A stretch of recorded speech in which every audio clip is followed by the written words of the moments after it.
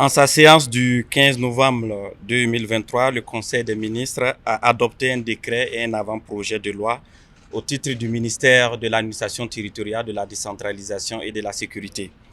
Il s'agit de l'avant-projet de loi portant conditions d'entrée et de séjour des étrangers, de sortie des nationaux et des étrangers du territoire national.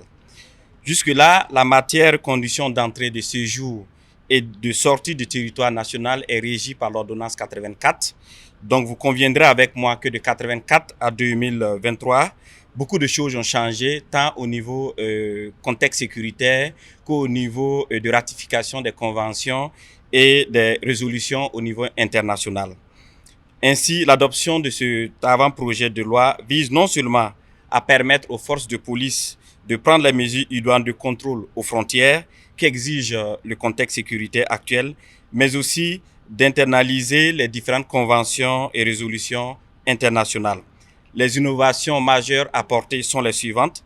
La clarification de certains concepts, notamment le concept d'étranger, de national, de séjour irrégulier et d'entrée illégale. L'internationalisation des conventions et résolutions dont le Burkina Faso a ratifié, la prise en compte des questions relatives au trafic de migrants, à la traite des personnes et à l'asile également. Le deuxième texte, il s'agit du décret portant création d'une unité d'élite dénommée Groupe spécial d'intervention de la police nationale.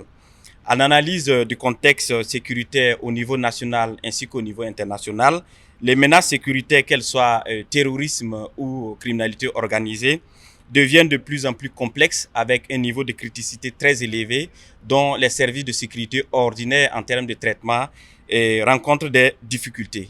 Alors, il s'est agi pour le Conseil de mettre en place une unité spéciale d'intervention au niveau de la police nationale afin qu'elle puisse apporter une réponse efficace et opérationnelle à tout type de menace de sécurité intérieure, quelle qu'en soit sa nature et quelle qu'en soit son origine. Donc l'adoption de ce décret permettra de baliser le terrain juridique du tableau d'emploi de cette unité, mais également d'accorder les avantages relatifs à leur statut.